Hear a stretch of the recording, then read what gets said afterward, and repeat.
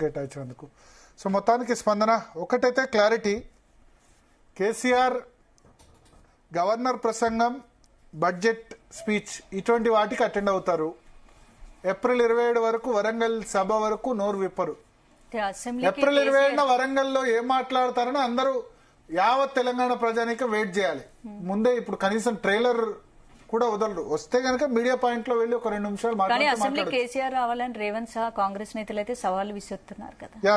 రావాలని అంటారు కానీ రారు. ఒకటి కేటీఆర్ నిన్న చెప్పారు, కొడుగ్గా నాకైతే పెద్దగా ఇష్టం లేదు, మేము చాలు రేవంత్ రెడ్డిని ఎదుర్కొనేందుకు, కేసీఆర్ ఎందుకు, ఆయన స్థాయి సరిపోదు అంటే. కేసీఆర్ స్థాయి వేరు, రేవంత్ రెడ్డి స్థాయి వేరు అంటారు.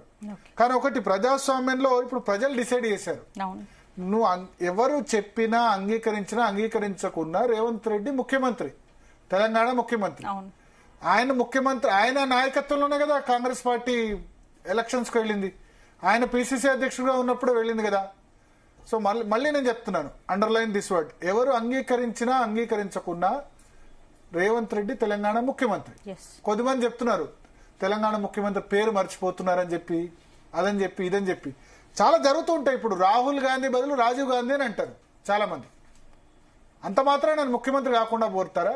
ఇప్పుడు అల్లు అర్జున్ ఏదో పేరు మర్చిపోయాడనో, లేకపోతే ఇంకేదో చోట ఓ మంత్రి పేరు మర్చిపోయినాడు, జూపల్లి మర్చిపోయినాడు, లేదా పొన్నం ప్రభాకర్ మర్చిపోయినాడు, ఇట్లా చాలా చెప్తున్నారు. అట్లా ఇప్పుడు మనం కూడా టీవీ చర్చల్లో చాలాసార్లు ఒక పేరు బదులు ఇంకో పేరు చేస్తాం. దాన్ని మన మీడియా, సోషల్ మీడియా చాలా ఎక్కువ చేసి చూపిస్తుంది. అంత మాత్రాన రేవంత్ రెడ్డి ముఖ్యమంత్రి కాకుండా పోరు కదా. ఇప్పుడు ఎవరి నాయకత్వంలో కాంగ్రెస్ పార్టీ ఎన్నికలకు వెళ్ళింది? ఎవరి నాయకత్వంలో వెళ్ళింది?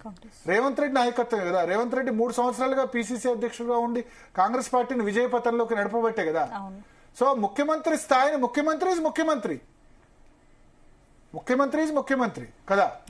ఆయన 3 సంవత్సరాలు రేవంత్ రెడ్డి ఫైట్ చేస్తేనే కదా, ప్రతిపక్ష పార్టీకి సంబంధించిన పిసిసి అధ్యక్షుడిగా ఉండి ఫైట్ చేస్తేనే కదా కాంగ్రెస్ పార్టీ అధికారంలోకి వచ్చింది.